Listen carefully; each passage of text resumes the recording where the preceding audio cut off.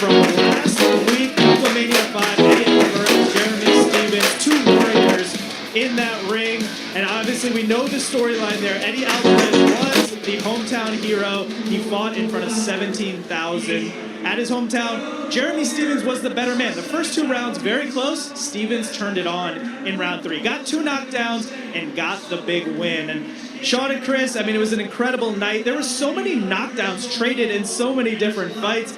Let's hear from Sean and Chris and your thoughts about Knucklemania 5. Curran, there was such a great variety on BKFC's Pennsylvania debut. That was the largest fight crowd in Philadelphia since September 1952. This is the stuff that I absolutely love, the nerd fight history stuff, Chris.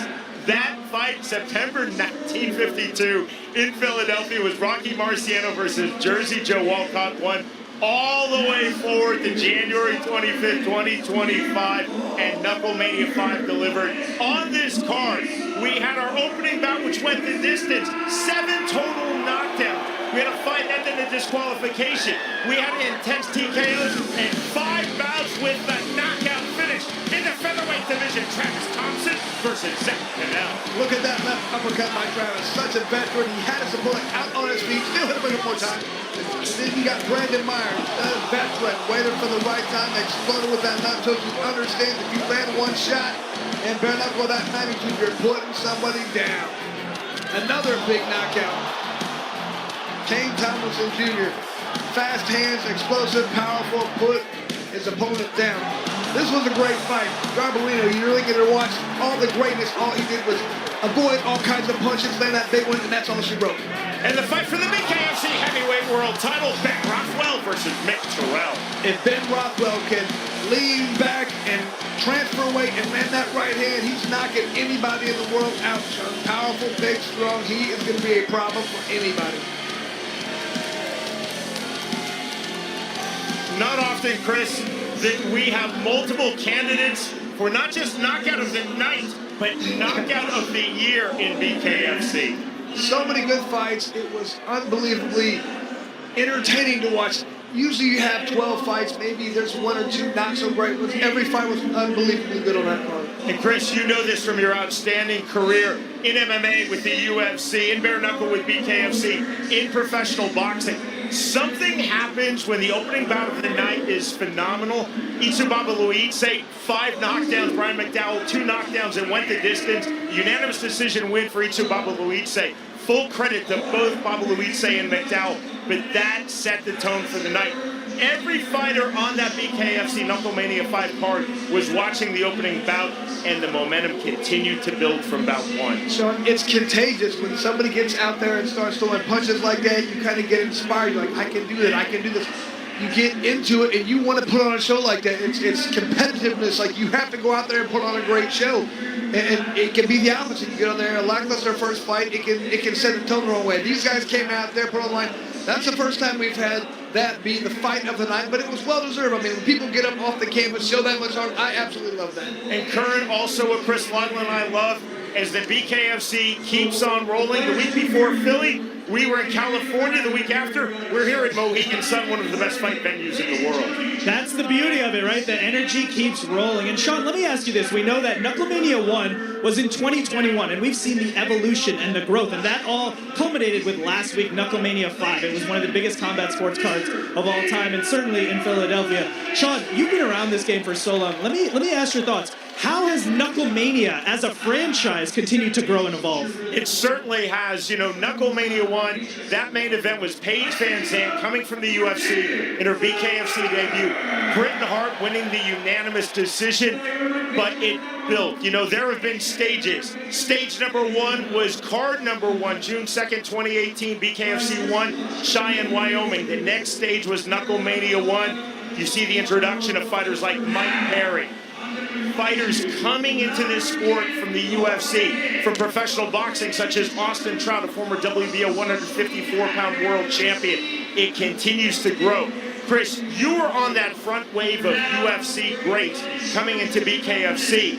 We're seeing multiple UFC veterans on this card. They just continue to come. And not just from the UFC, not just from Bellator, PFL, Pro MMA, coming from professional boxing as well. Sean, I like to think I was just a little smarter than these guys. I saw it right away. I saw it, and I was like, this is going to be the biggest thing. This is amazing. But you're seeing a lot more fighters. I love it when we talk to fighters from the UFC, from boxing, and you talk about bare knuckles. Some people are like, oh, I don't think so. And other people, their eyes light up. I'm like, you're a real fighter. You want to be involved in this sport. And they love it. They cannot wait to get involved with it. You know, Curran, I think about when Art Davies started the UFC, and it was called things like human cockfighting, like dirty fighting, and look where the Ultimate Fighting Championship is now. Look where MMA is now. That's the same arc that David Feldman, our founder, our CEO of BKFC, has taken us on this modern revival of bare knuckle fighting. Absolutely. It's almost like you look at the evolution of UFC, BKFC now forging its own path. And there was actually media reports this week that BKFC is now #2 behind UFC in terms of all combat sports. That's an incredible achievement in just this short amount of time. Now, Knucklemania 5 is a big part of that, right? Knucklemania, the franchise itself. And Sean, I'm curious to your thoughts. There were so many moments last week. That opening bout, which is one of the greatest combat sports openers of all time. There was the heavyweight championship. There was massive knockdowns. There was Jeremy Stevens maybe getting a future fight with Conor McGregor. Let's see what happens. But Sean and Chris, what were your biggest takeaways? What was the biggest moment that happened last week at Knucklemania 5 in your opinion? I look at the totality of the card. Again, as I talked about the variety of it, bout number 1, Baba Luis defeating McDowell, and you have 7 total knockdowns, 5-2 in favor of the Georgian Itsu Baba Luis. TKOs, a disqualification. You have 2 absolute A+ MMA fighters, Eddie Alvarez in his home city of Philadelphia, fighting there for the first time since 2010 against Jeremy Stevens, who was great in the UFC, and he's been even greater in BKFC. A title change. Mick Terrell, our English heavyweight champion, and now he is the ex-champion because the American from Wisconsin, Ben Rothwell, now claiming that title. And a fight I think that's been lost in the shuffle, which I thought was outstanding. It really showcased why David Feldman has embraced women's bare knuckle since that opening BKFC 1 card June 2nd, 2018. Taylor Starling fought so hard. Beck Rawlings was on point. Beck Rawlings was the original queen of bare knuckle, winning over Alma Garcia by way of second round TKO on BKFC 1, and now on Knucklemania 5, dropping Taylor Starling, winning a unanimous decision. Full credit to Beck Rawlings showing her skill. Full credit as well to Taylor Starling showing her tenacity. And Sean, I agree with everything you said. Those fights were amazing, but I think the one that people have been forgetting about is that Garbarino. He came in and showed so much skill, just not getting hit. He literally didn't even try to take his opponent out for the first few minutes.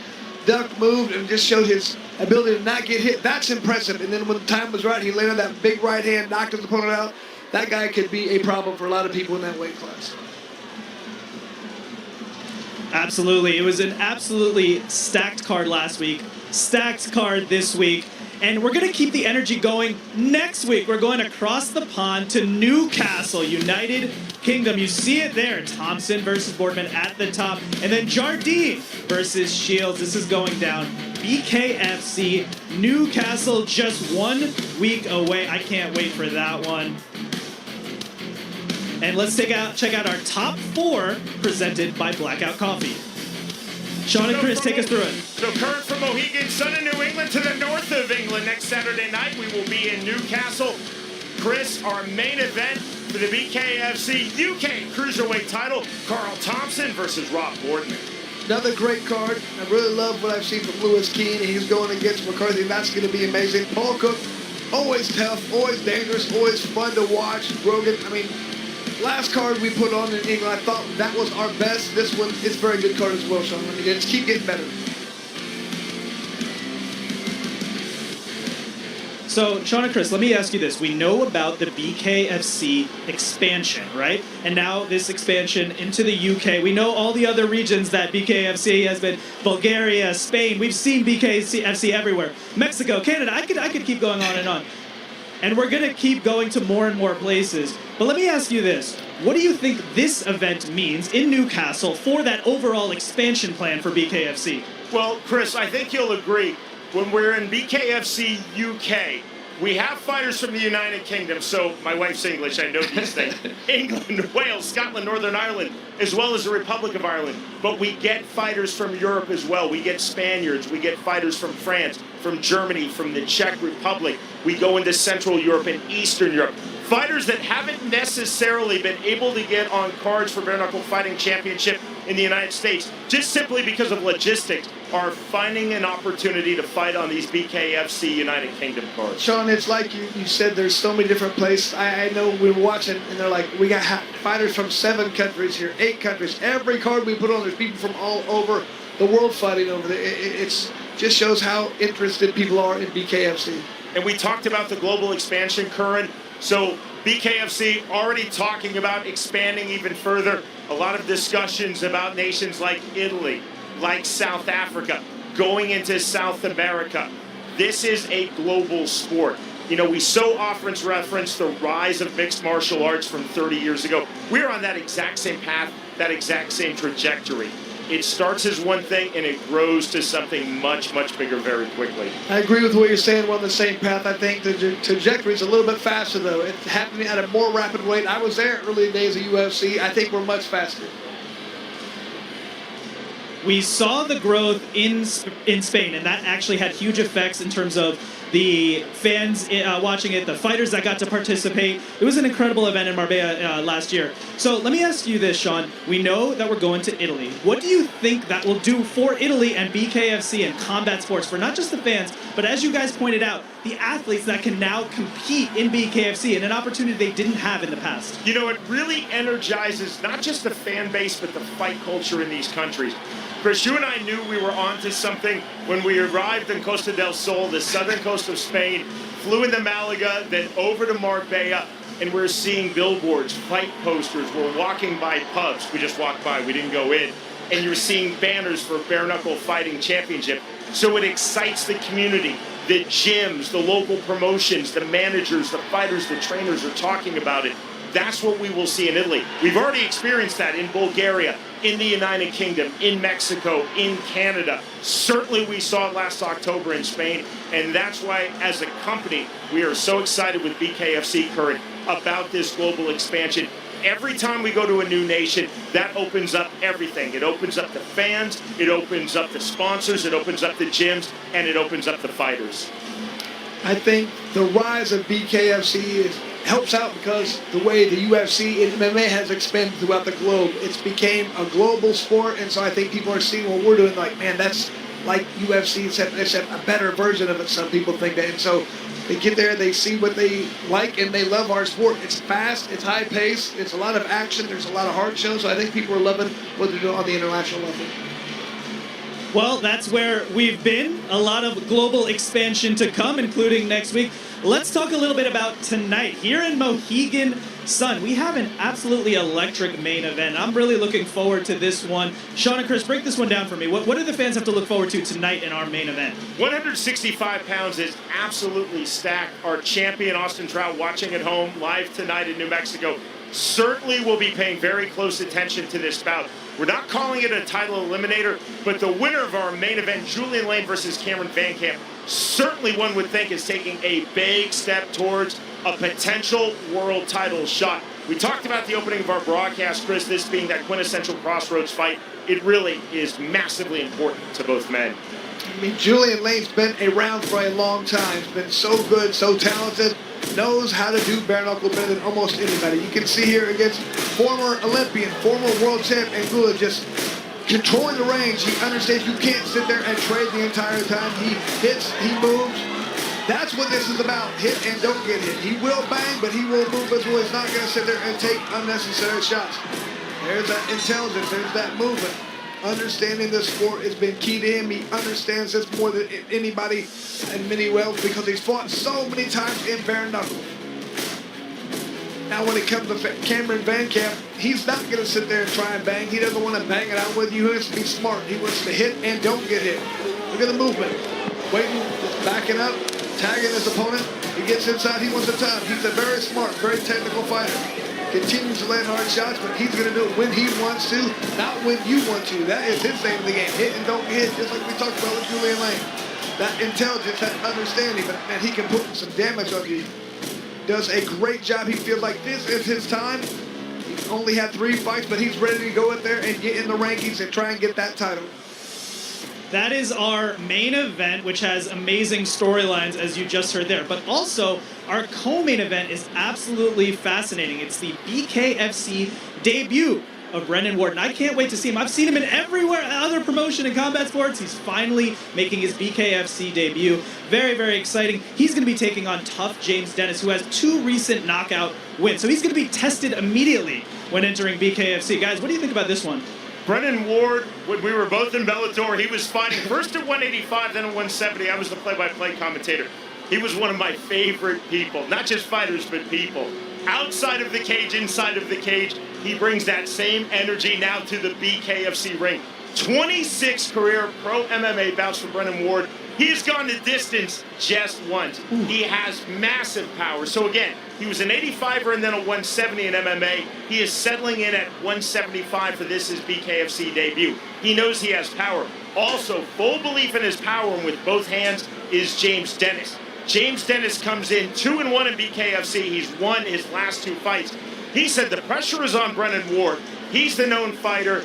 He is the local ticket seller. I'm a guy who comes in from Montana, but I am going to win this fight because I simply will open up, take chances, and James Dennis said, I will knock out Brennan Ward. Ward is an absolute animal. We've seen him fight all over the place, been so athletic, so explosive, and like you said, power. If this guy hits you, he's going to hurt you. However, his opponent, James Dennis, that guy, he's really feeling like this is his time because he has nothing to lose. He feels like he has a chip on his shoulder. Everybody's counting him out. He's like, I've won my last couple fights. I understand this sport better. This guy doesn't get it. Just look, each time he throws a punch, it's without intention. He throws power the entire time. Jab, what is a jab? I don't care about a jab. I want to knock your head off. Did so much damage to his opponent, he has to take him down here. But doesn't matter, you take him down because he's already hurt. This guy comes throwing hard shots. He has complete confidence right now. He has a chip on his shoulder. That's what you need in order to come out here and upset somebody in their hometown. He feels like he's going to do it tonight. I think that's one of my new favorite phrases. What is a jab? Who needs one, right? And that seems to be the mantra here at BKFC. Those fights are later tonight. You see the QR code. That is to get this full card, 8 fights in our main card, but we still have one big fight in our prelims left to go. Our first fight ended in 1 round, so you don't want to miss this. You don't want to blink. We're going to keep the action moving here at BKFC at Mohegan Sun.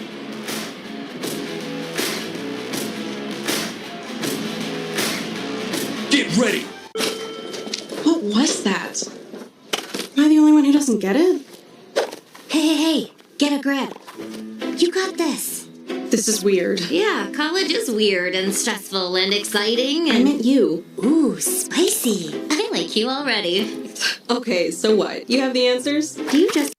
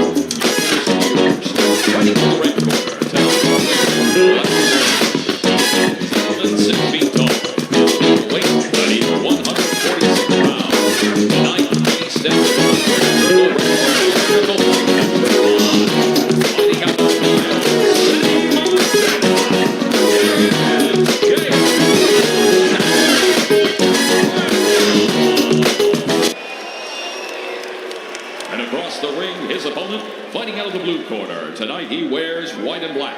He stands 5 feet 10 inches tall. His official weight, 144 and 1/2 pounds. Tonight, he makes his BKFC debut, fighting out of Lowell, Massachusetts.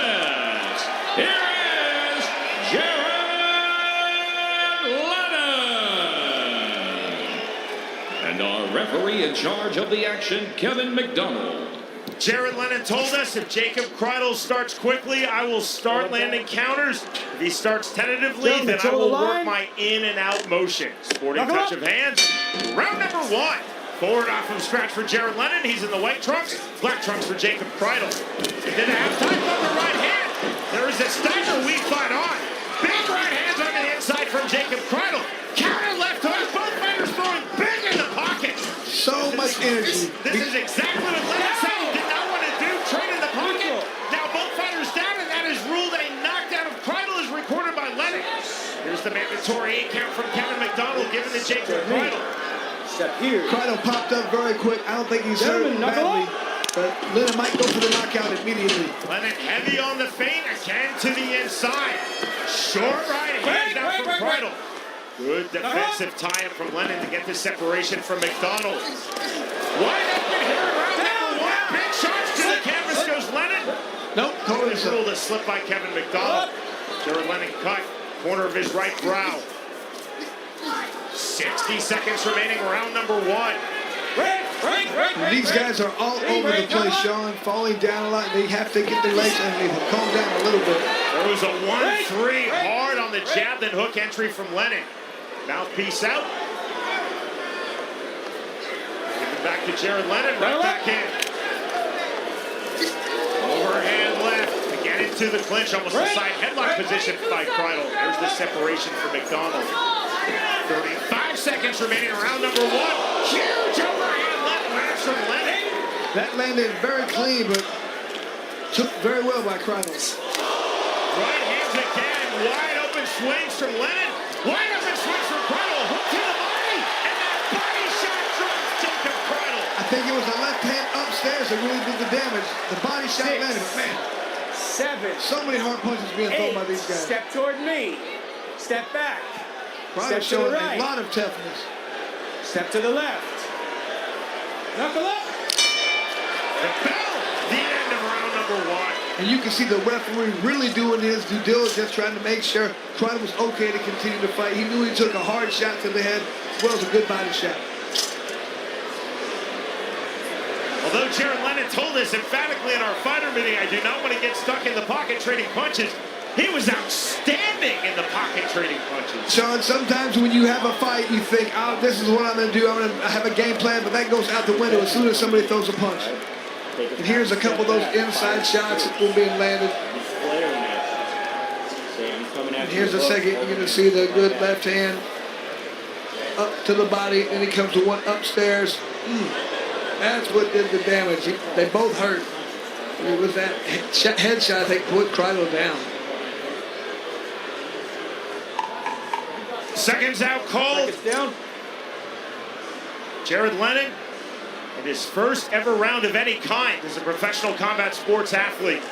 Dropping Jacob Kreidel Neutral twice. corner, please. Let's see if, Medical timeout called by Kevin McDonald. hopefully they let this go. And if so, let's see if Lennon or either one of these fighters can calm down a little bit.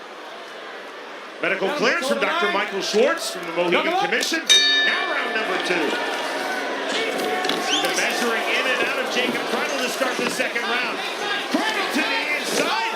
Both fighters down. Double leg. Lennon landing an open guard. Kreidel staying on the canvas. Stand up.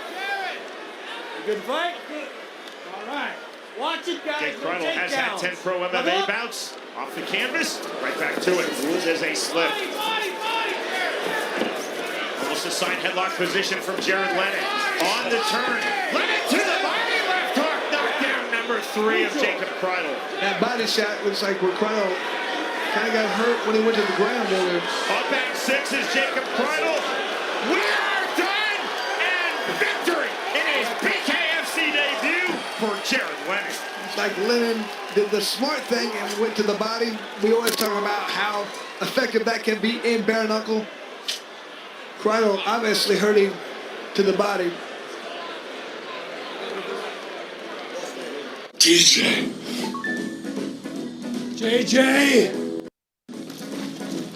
You got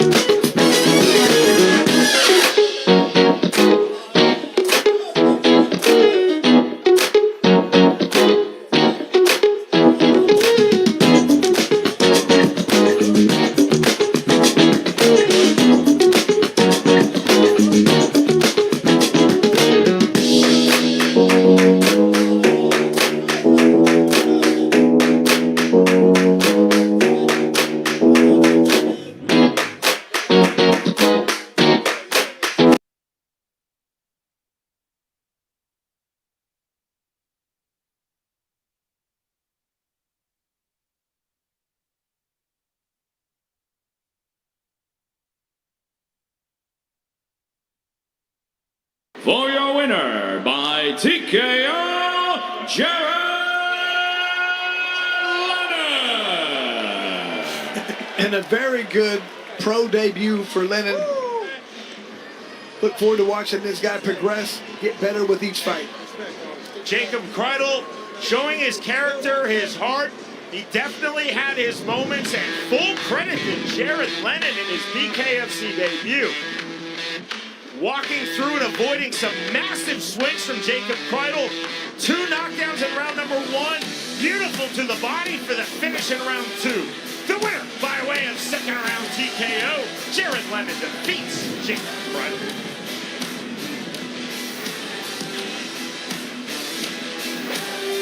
Get ready. The world's most exciting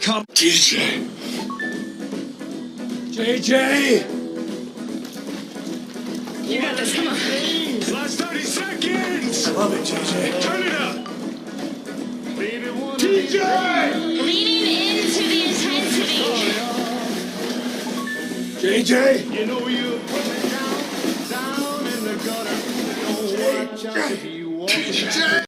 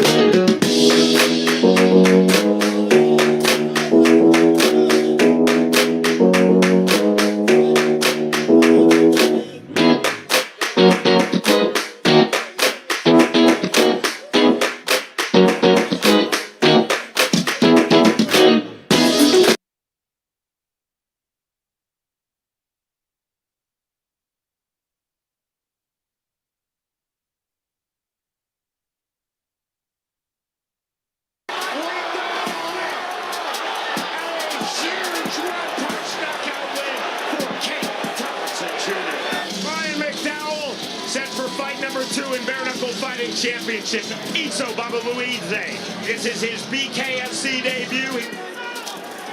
Right hand heavy on the entry once more. Mid-range and down goes Brian McDowell. And Babaluidze just kept throwing punches until one finally snuck through and did damage. Luidze, another big right hand. Now the left hand where one knockdown apiece. This is what we want, Shane. Both guys getting some action.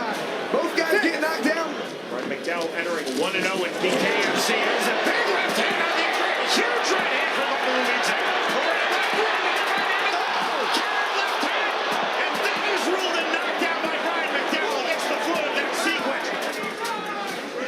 When McDowell counters, he lands, he does damage. And we're at 2 knockdowns apiece off the right hand of Iso Babaluidze. Straight right hand. Knockdown number 3. You see the left knee of Brian McDowell hitting the canvas. Right hand again. And knockdown number 4 recorded by Iso Babaluidze in this fight. By unanimous decision, Iso Babaluidze.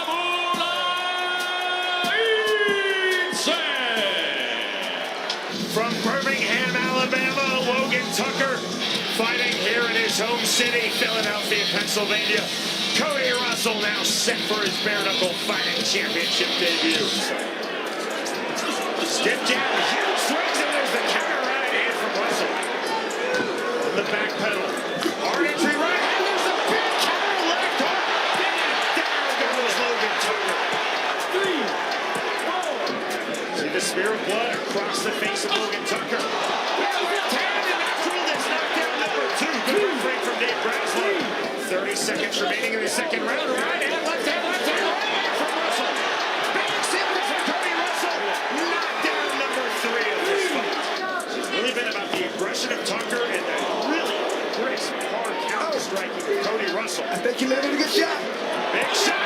Knockdown number 4 off the clean counter of Cody Russell. Huge heart from Logan Tucker.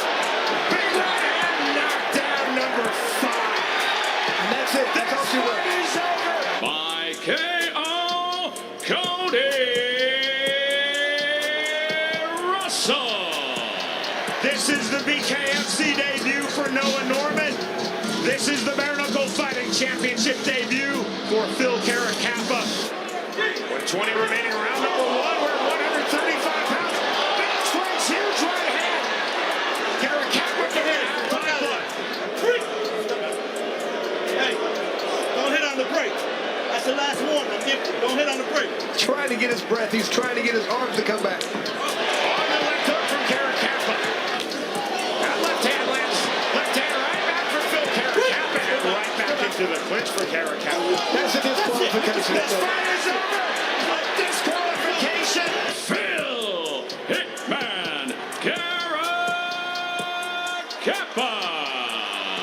Zach Pennell now set for fight number 4 in bare knuckle fighting championship. One of the most intense fighters in and out of the ring and all of BKFC. Travis Thompson. Travis Thompson, and down goes Travis Thompson. Took a hard shot. Let's see how Travis Thompson is. He's got to get his legs underneath him. Two fighters absolutely incapable of a boring fight. Travis Thompson and Zach Pennell. Left hook to the body, right to the head. Big right hand from Thompson. Pennell trying to counter with his back and elbows. Right hand. This fight is over. A cut from behind with Travis Thompson. Getting up off the canvas, Sean, my favorite thing in this sport. By KO, Travis, the Animal Thompson. This is fight number 5 in bare knuckle fighting championship for Brandon Meyer. Zedekiah Montanez fighting here in his home city, Philadelphia, and this is BKFC debut. Stepping in there with the right hand, Brandon Meyer. To the body again goes Zedekiah Montanez. Straight right hand. He really closes that range, closes that distance with his back step. Back to Southpaw. High elbow block. That is ruled a slip of the hand early on.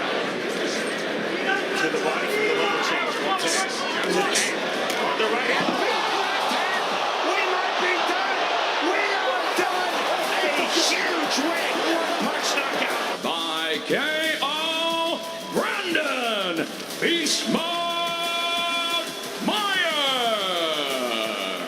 This is fight number 6 in the sport of bare knuckle for Steve Banks. Joey DeVaco now set for fight number 1 at BKFC. Check left hook from DeVaco, and that was fast as well. Big right hand. Banks will go through the Banks is hurt. on the left hand, the right hand. Back to the body, now to the head. Seeing these roll throughs, these duck unders, these level changes. Here's left hand, that's staggered Banks. Banks against the ropes, big left hand. Now to the body, to the head. Ferocious punches from DeVaco. DeVaco looks a little tired of this point. Left hook from Banks. Banks dropping DeVaco here in round number 3, feeling as though he's in full control. Both fighters to the canvas ruled a double slip by Dave Braslow. Looked like he almost didn't put his hands up. Walking to the ring ropes is Joey DeVaco. Dave Braslow starts this fight and victory. Steve Panda Banks. This is fight number 3 in BKFC for Kane Tomlinson Jr. Now set for his bare knuckle fighting championship debut, Pat Sullivan. Jim stances for Kane Tomlinson Jr. Right hand, one step away.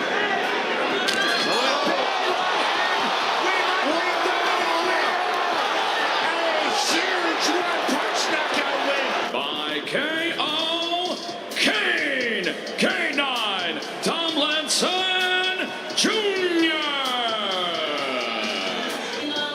Apostle Spencer now set for fight number 2 in bare knuckle fighting championship for John Garbarino from South Philadelphia, Pennsylvania. This is Garbarino's BKFC debut. Take with the right hand for Spencer.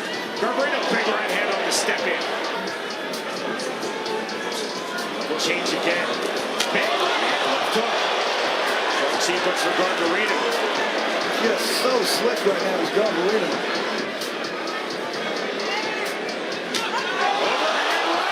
Down goes Apostle Spencer.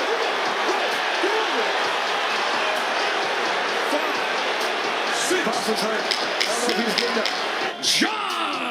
Johnny Garbarino.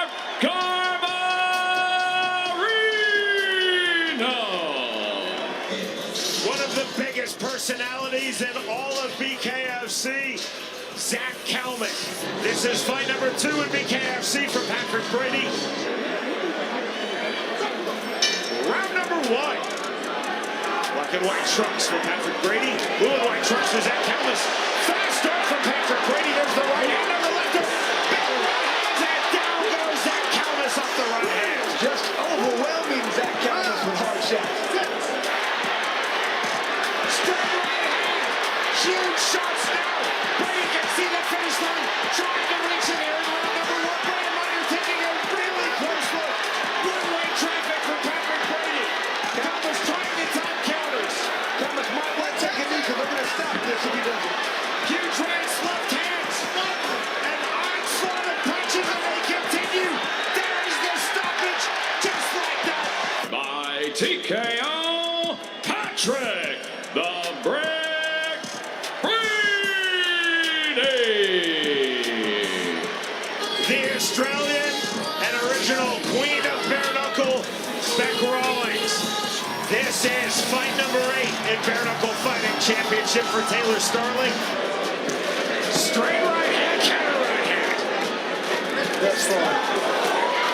Short right hand on the inside, over and right left hook, counter right hand, and that drops Taylor Starling. Still has that power. She knows now she can get hurt by her opponent. Lands immediately to the mid-range and a left hook from Taylor Starling.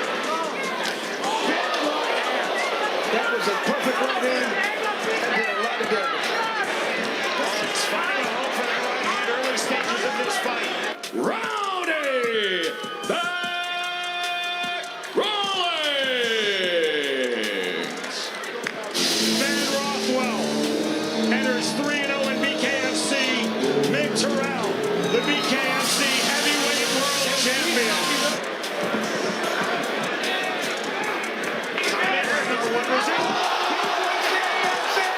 We have a new champion. It is Ben Rothwell. New undisputed BKFC World Heavyweight Champion, Big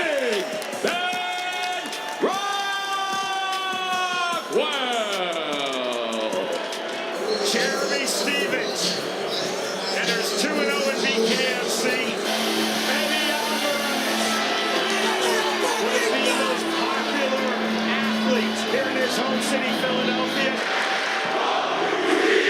It's a counter right hand on the pull two from Alvarez. Total for Alvarez to start the second round. There's a left hook to the body, goes Alvarez. To the body, counter left hand. Tackle now snapped by the Alvarez. Big right uppercut from Alvarez. And check right back from Jeremy Stevens.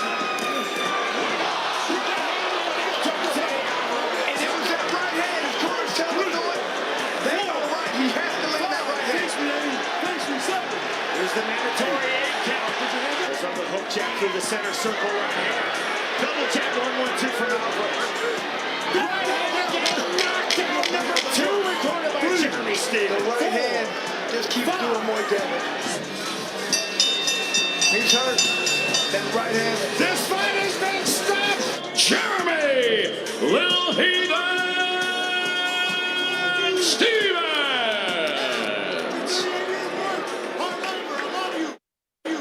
Championship heads back to the birthplace of Bare Knuckle. Saturday, February 8th, don't miss your chance to witness two undefeated warriors clashing for the Cruiserweight UK title. It's Carl the Wasp Thompson versus Rob the Great White Boardman. In the co-main event, the always ready to fight Pick the Mole or Jardine. Watch it all live on the BKFC app. Download it now at BKFC.com. That's BKFC.com. Let's go! Tonight only, you'll receive 30% off all Bare Knuckle Fighting Championship apparel at BareKnuckleshop.com. There's a huge selection of hats, t-shirts, hoodies, and more to choose from, with sizes.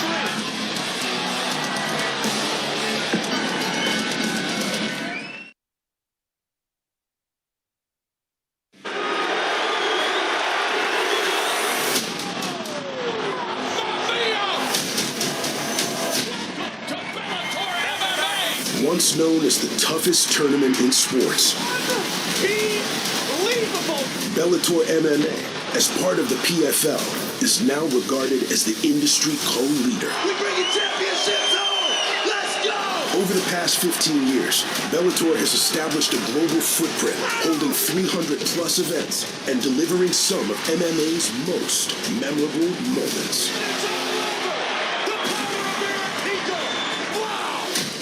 Rewind to Bellator 58 when an unknown Michael Chandler upset champion Eddie Alvarez in an epic lightweight battle.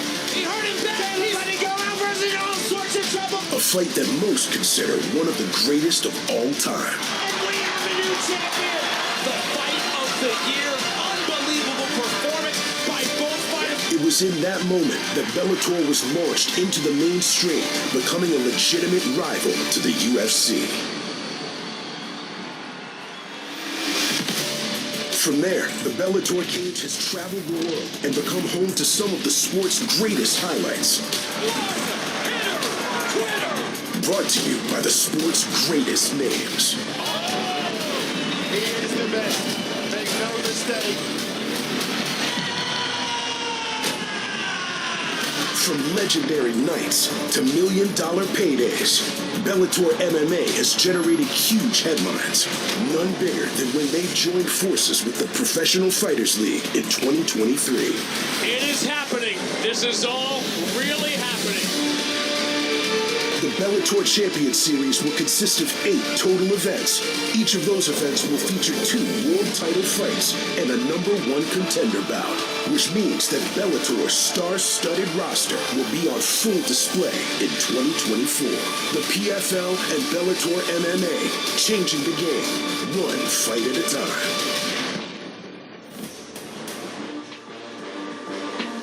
Paris, France, the action already heating up in the Bellator Champion Series cage. Sean O'Connell, Dan Hardy, Chael Sonnen, very excited to be here with great fights still to come. Before we get to any of that, I get hyped up when I watch those hype pieces. Chael, you've been involved in the Bellator family for longer than Dan and myself have. And now, Bellator Champion Series, title fights on every single card, every single event, no matter where we're at, we're going to have a belt or 2 contested. We're doing the same thing tonight.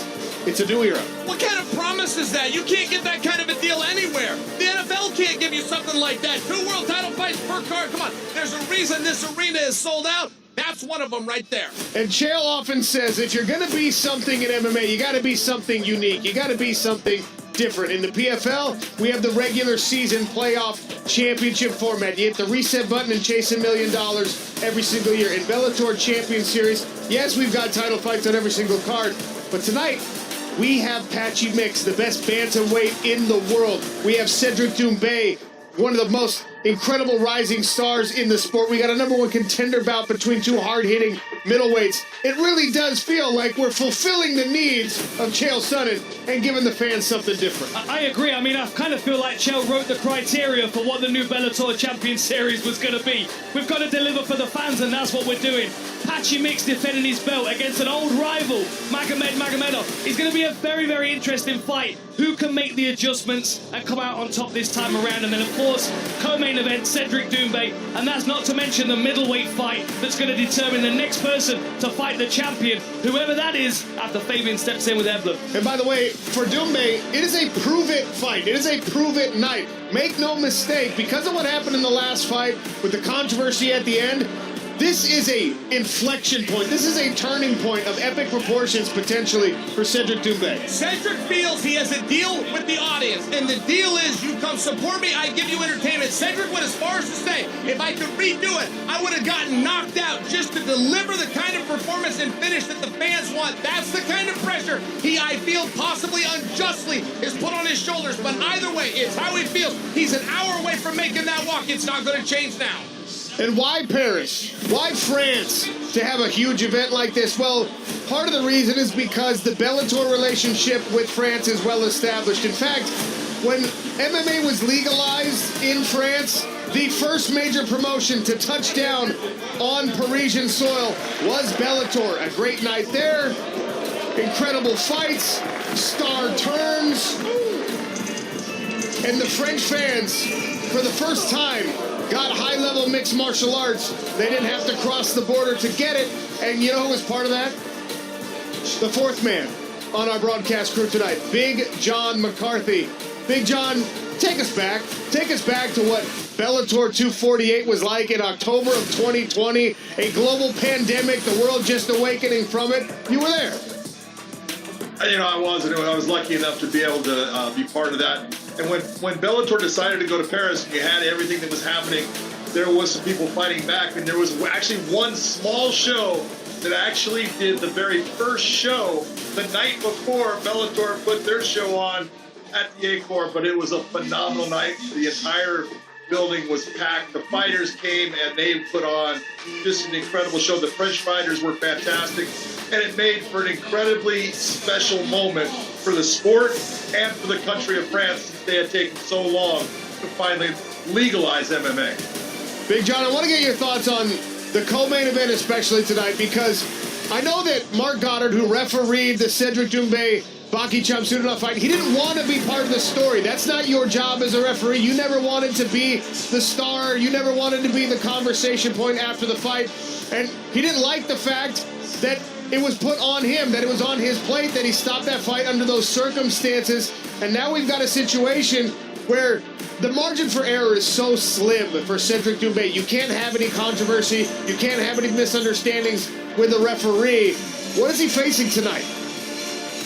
You know, he's facing a situation where his last fight was stopped, and it was stopped the right way. It was his fault, but it was because he didn't understand.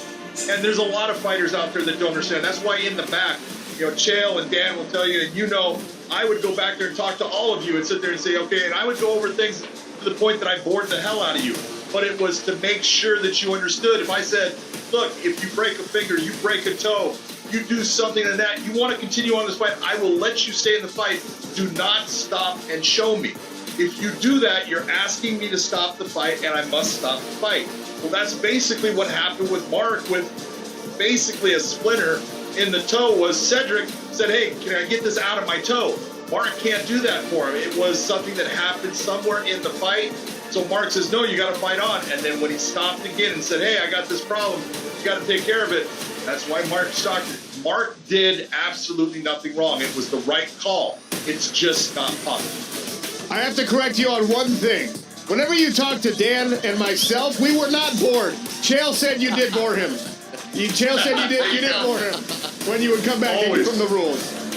Big Always. John, thanks so much for being here. We'll be checking in with Big John throughout the night. The Acor Good night, Arena, guys. the house is filling up. We've seen big shows here before. We've seen big moments here before. I can't wait to see the lid blow off of this place in our main event, World Championship fight between Patchy Mix and Magomed Magomedov in a rematch. His mixtape features nothing but bangers. Oh, a monster shot, and Patchy Mix has stunned the MMA world. Magomedov. What impresses me the most about him is how well-rounded he is. He's good everywhere. These are two of the best bantamweights in the world. Magomedov looking to deliver the takedown. And Magomedov ground and pound on Hamilton.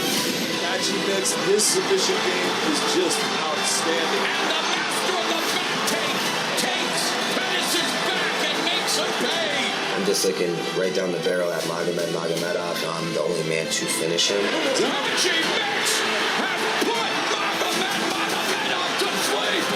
Что получилось, то получилось. Моя уверенность меня погубила. Туда выйду и буду стараться забрать этот пояс. What a suplex! There's the tap! Rear naked choke victory for Magomed Magomedov. You know, every time's a different fight, and I'm looking to put him straight to sleep again. Mamma mia! The Patchy Mix Express continues rolling for a man who can lay claim to being the best in the world at 135 pounds. He got it! There is the tap! This time it's over!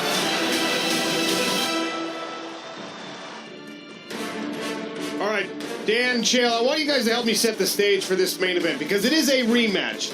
And the first time out, you saw Magomed Magomedov having some struggle with the distance, and he decided to take the shot. He decided to go for the takedown. He wanted to get this thing to the floor, and Patchy Mix grabs a hold of the neck and chokes him unconscious. It's as dominant of a finish as you're going to see, really, in a title fight, right?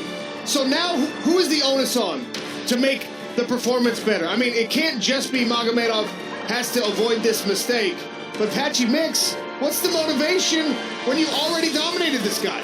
Mix is fighting for something else. Mix is fighting now for status. He wants #1 pound for pound in the weight class, in the world status. It is a different thing. Let me tell you something though. Magomedov does have, from an external standpoint, the ability to keep distance. It's just hard to make the argument that he can win there, considering he's the one that decided to change that realm in the first fight.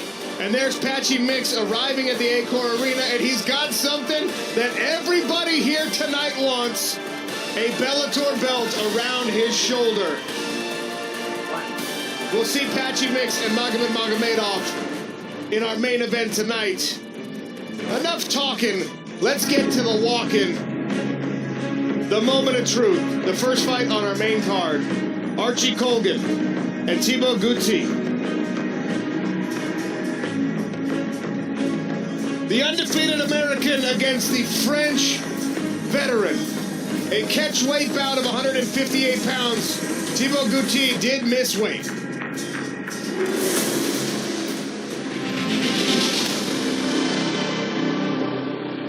And now making his way to the cage, Thibaut GT Gouti.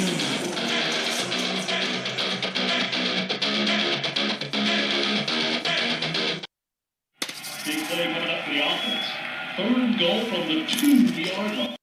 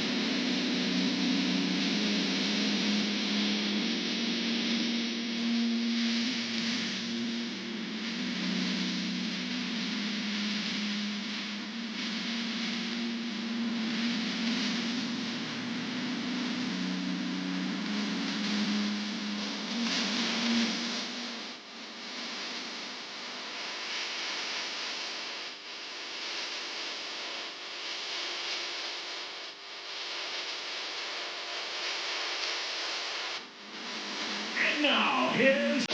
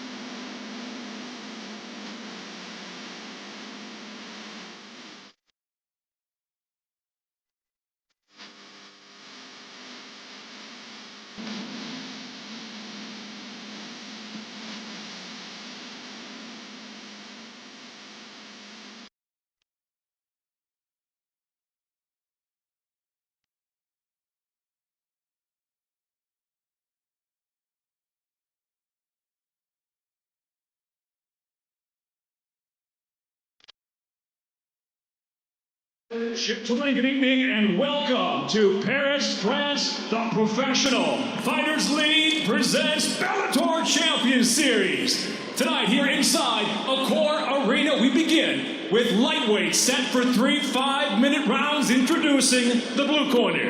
At 5'10", weighing in 157.7 pounds, he is professional, record 17 wins, 6 losses from Aix-en-Provence, France. Introducing Thibaut GT Guti. And across the cage, his adversary fighting out of the red corner. At 5'9", weighing in 154.9 pounds. Now it's 6-0 here in Bellator. Overall, as an undefeated professional, he brings 9 victories, no defeats from Denver, Colorado, USA. Presenting Archie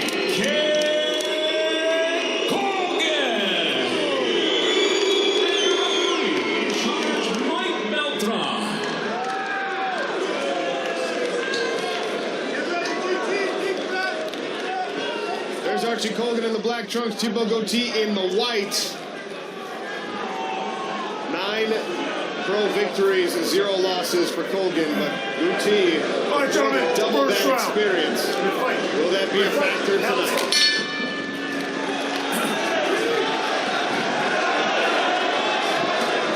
Thibaut Guti's got very good boxing, and he really does a good job of building the pace in the fights as well. He can hold his own at any pace, but if it's up to him, he's going to slowly start to keep the pace up until you cannot no longer keep away with the speed of his combinations. He's measuring the distance with that jab, throwing it repeatedly here. Now goes to the body with the lead hand.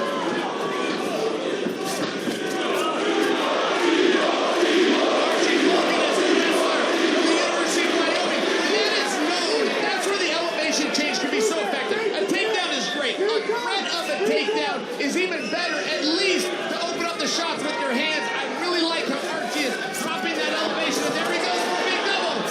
That was fast, by the way. Very fast, ran right through it.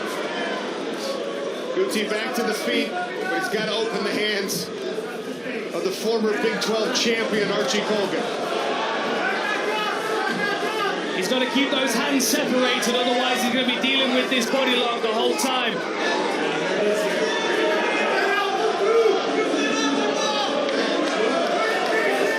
Short shots from Colgan on the inside there.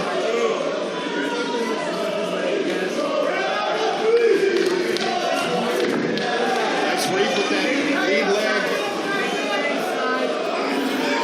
Colgan now on the back of Thibaut Guti, working with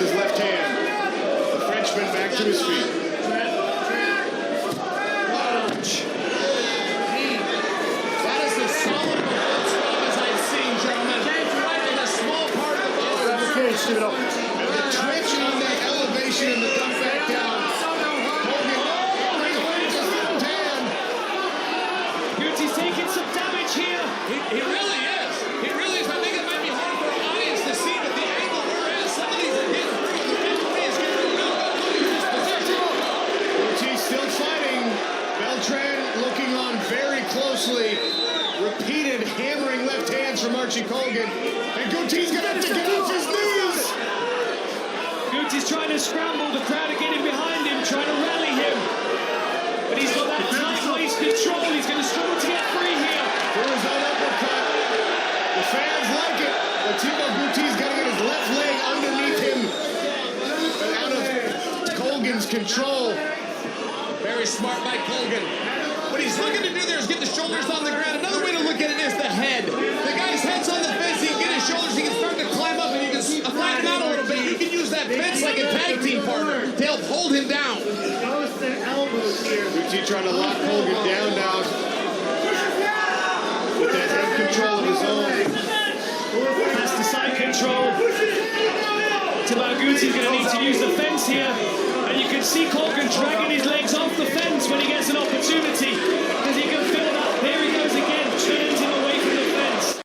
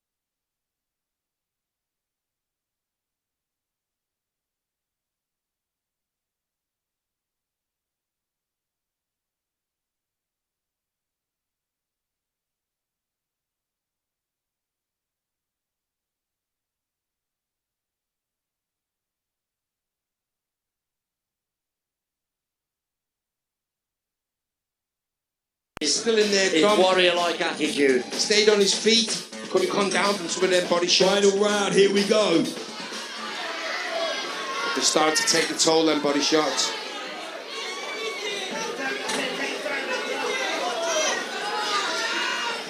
Always on the front foot, Martin Raffo. He's got good technique as well, hasn't he? Great technique. Shots with the left. The left can be low and still be effective, look. Picking and placing his shots. He's not swinging wild. He knows exactly where them shots are going. Have you noticed as well, a lot of fighters duck into things. He doesn't duck into anything. That left up to the belly. He's always got his eyes on his opponent. See again, and it goes.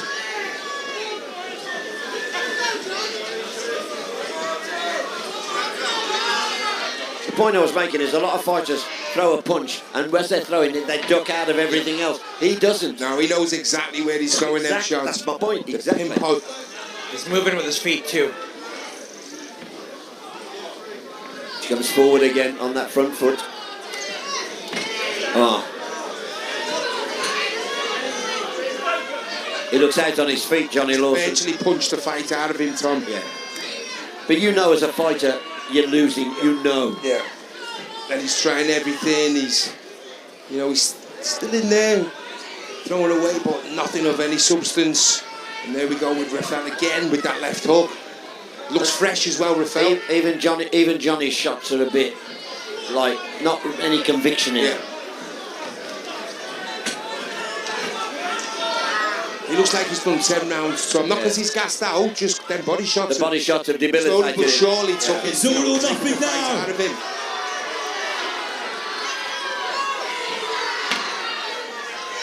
Really competent performance from Martin Raffo. Knocking in Lawson's shots now. He's absolutely unbelievable. Game though, Tommy. He was game. He stayed in there. I can't believe he just seems unfinishable. Like, Rafael came into it thinking, I know how to finish him. I'm gonna tuck 15, 20, 25 left hooks into his liver. Still couldn't do it. It's wild. He really is a zombie. But that zombie's gonna have blood in the toilet tomorrow. That is not. Those internal organs are not happy right now. That wasn't. It's very marked up around the belly there. You can see the marks. I like Johnny Lawson, but I would like to look at him and say, why do you bother? He's going to be 2-12. Yeah. Heart is an admirable thing, and love of combat is an admirable thing. But against a guy like Rafael, the skill discrepancy is very big. Rafael is an artist and an athlete. Oh, he's just picking his shots there.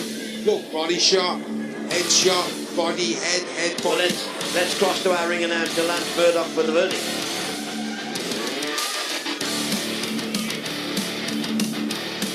Now he's working. He backs out just ever so slightly, then punches his way out. Little combination as well. Yeah.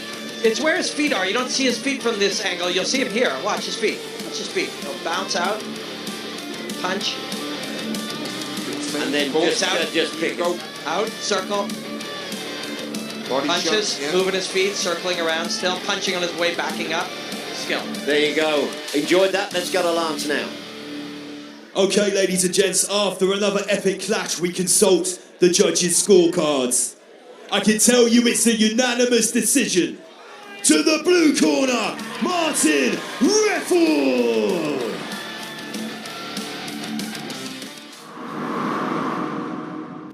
Big play coming up for the offense. 3rd and goal from the 2-yard line.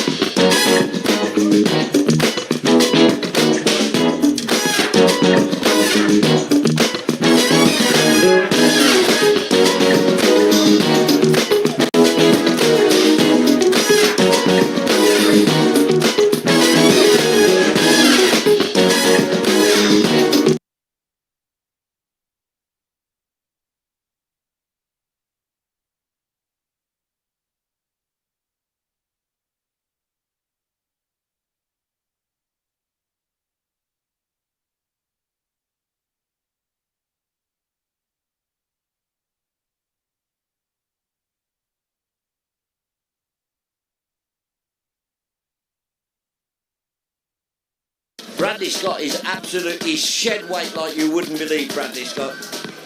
And he looks in absolute tip-top condition. He is ready for fighting. Interestingly, but this is going to be, but when you get to this stage, it really is something special. When it's a British title up for grabs, let's cross the Lance. Ladies and gents, BKB presents 5 2-minute rounds of bare-knuckle boxing in this British Cruiserweight title clash. Introducing first, in the blue corner, the challenger, representing Melksham, an ex-UFC fighter with a 1-fight undefeated record in BKB, Bradley the Bear Scott! Across the ring, his opponent stands in the red corner, the reigning and defending champion, representing Leicester with a BKB record of 3 wins and 2 defeats, Ryan Cockroach Barry! Andy Albrighton is our referee in charge of the action. I'm not getting paid enough to wrestle you because of that. Keep it nice and clean. I don't get involved, okay? If I tell you to stop, you stop straight away. No hitting and holding. Let's get to work, gents, okay? Let's get down to business. Quite clear from Andy Albrighton, the referee. 5 2-minute rounds, first one. Ready to get underway. They touch hand. Ryan Barrett, straight swinging that big right. And again. But that's what I was saying about the last fight, ducking his head as he throws it, whereas Martin Riffle didn't. Now we're seeing a clever boxer can pick off you if you duck into it. This is Clash of the Titans business. Brad Scott there. He had the elbow underneath his throat then. I think the referee was too happy. Yeah, exactly. Not too happy He's with giving that. him a warning for that. Nothing happened to him yet though, just a word from the referee. Just charging in there, a little bit dangerous there. We'll see what how Brad Scott deals with it. Goes low. These are big guys though. Ooh, good long. The long left hook. Weird left hook, wasn't it? Weird long. A push, not having that, the referee Little cut says. there on Barrett's head. On the forehead. His leg looked a bit wobbly then as he got Have we got forward. any Leicester in the house? And there again, Brad Scott with a good right hand. Oh, great left one from It's that long Brad Scott. left jab come hook, isn't it? Absolutely. Like a little whipping shot over the top. Whereas I think Ryan's throwing a lot of shots. It seems like Brad's picking his shots. Yeah, better.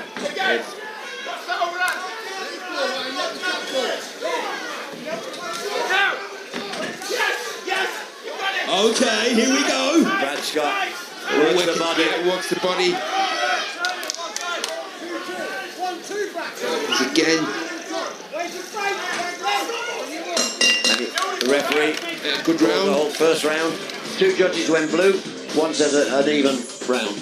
I also think Scott has more data now from that round. He gained more data and information than Ryan Barrett did, I think. Barrett's storming in with lots of heart, and he can hurt you for sure. But Scott is going to land an uppercut somewhere. How important is it getting the data, but actually doing something? True, about you it? got to process it and work off it too, yeah. You've got a minute to do that in between rounds. Second round. Tough guys. The blood's still very clear on Ryan Barrett's face. That's going to trouble him down the line a bit, that song, because it is actually, well, it was running into his eye. What he can't do is take another punch. Yeah. Oh, good shot. That long whipping left hook again. It's a weird If left you don't hook. want some action, I want some noise. He said to me earlier today, Ryan Barrett, he said, there are better fighters in the room, but I'd fight any of them. And I think he's got that about him. Goes that uppercut again, the right uppercut. Tried the left hook afterwards, just fell short with the left hook. That right uppercut seems to be working well for him when he gets close enough and he's on the inside to throw it. Oh, good shot. Again.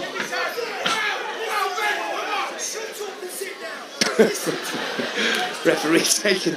Who's in charge? I'm the gaffer here. Hey, taking no mess in there, is he? Fair play.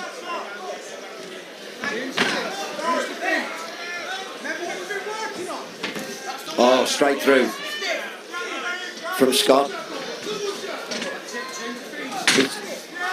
As expected, it's not as high energy as we've seen some of the fights, but these are big guys. Yeah, I was just about to say to them, the big guys, you know, they're looking to unload them bigger shots. Maybe not as wild as some of the stuff we've seen tonight. But it is a car accident in there. There's no doubt about it.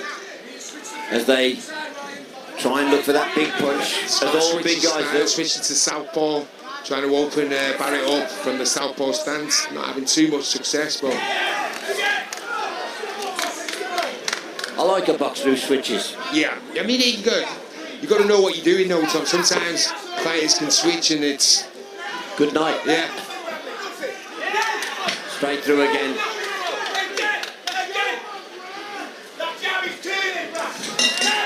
good shot.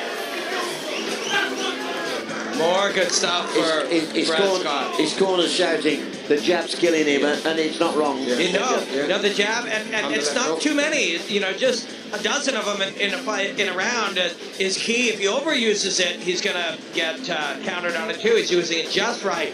Left hook he landed, and he's still measuring that right uppercut. He did almost land it. Fight's over. Fight's over. The corner have called it, I think. Scott's. The corner have called it. Corner have called it, I think. I don't know. Yeah, I think the corner did. Yeah, I don't know if it's his eyeball. But there's got to be some damage there. Yeah. Because they haven't called the doc in to check it. Yeah, it was the corner man called it straight away. I mean, the cut doesn't look too bad for me, but we don't know. He could have a damaged hand. He could have a damaged body. We don't know. We don't know. Well, hopefully we'll get clarification on that. Because he wasn't out the fight or anything. No, he's still in the fight, Tom. Absolutely. So there must be something, you know, not obvious to us as such. We can cross the lance. Okay, ladies and gentlemen, the fight was stopped in between the second and the third round. The red corner was unable to continue. That means we have a new champion, Bradley Scott!